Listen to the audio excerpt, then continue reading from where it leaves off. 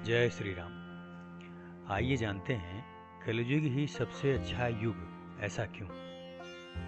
कलयुग को भले ही पाप और पतन का युग कहा जाता हो, लेकिन हिंदू आध्यात्मिक दर्शन इसे मोक्ष प्राप्ति के लिए सबसे आसान और कृपामय युग मानता है।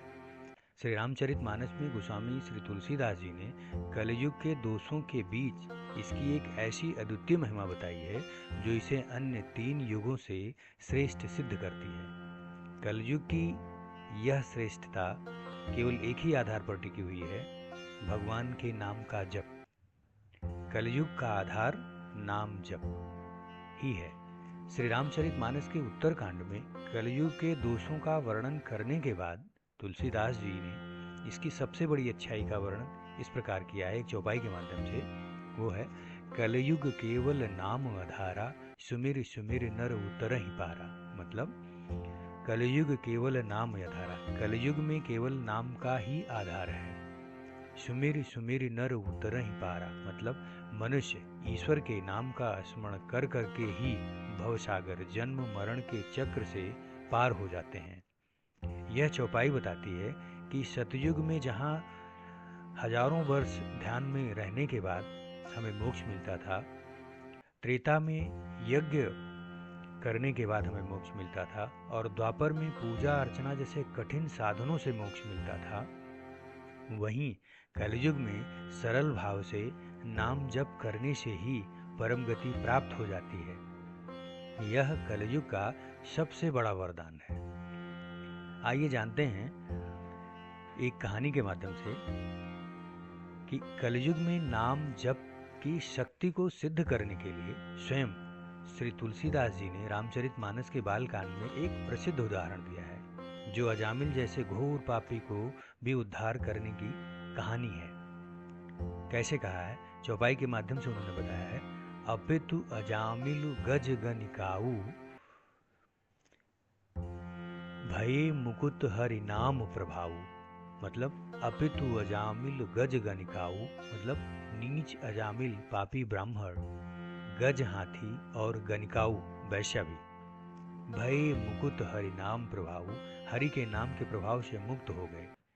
कहाँ कहाँ लगी नाम बढ़ाई, राम न सकहि नाम गुण गाई। मतलब कहाँ कहाँ लगी नाम बढ़ाई, मैं नाम की बढ़ाई कहाँ तक करूं, राम न सकहि नाम गुण गाई। स्वयं श्री राम भी नाम के गुणों का वर्णन नहीं कर सकते। इसका मतलब है, यह चौपाई नाम के प्रताप को अजामिल जैसे घोर पापी से जोड़कर समझाती है। जैसे अजामिल का पतन क्या है। अजामिल एक वेद पाठी ब्राह्मण था, जो बाद में धर्म भ्रष्ट होकर चोरी, जुए और अन्य कुकर्मों में लिप्त हो गया। उसने अपना सारा जीवन पापमय कर दिया। अब नाम का संयोग क्या है। वृद्धावस्था में उसने अपने पुत्र का नाम नारायण रखा।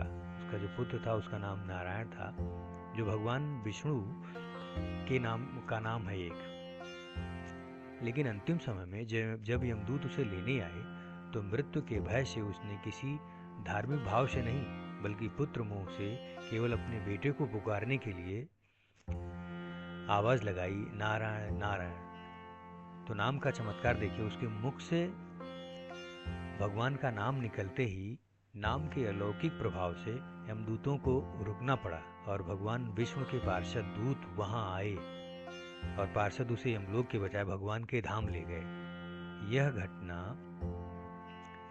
सिद्ध करती है कि कलयुग में भगवान का नाम इतना शक्तिशाली है, यदि कोई व्यक्ति बिना किसी विधि विधान या शुद्ध भावना के भी, जैसे अजामिल ने अपने पुत्र की पुकार की, एक बार नाम ले लेता है, तो उसके सारे पाप धुल जाते हैं और उसे मोक्ष की प्राप्ति हो जाती है। अतः कलयुग निश्चित रूप से एक अच्छा युग है, क्योंकि यह कृपा और भक्ति की सहजता का युग है।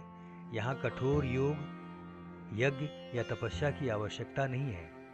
श्री रामचरितमानस के अनुसार कलयुग हमें यह आश्वासन देता है कि हम केवल प्रेम से, श्रद्धा से, या यहाँ तक कि अनजाने में भी नाम का आश्रय लेकर भगवान को, भवसागर को पार कर सकते हैं। यही कलयुग की सबसे बड़ी और अद्भुत महिमा है। जय श्री राम।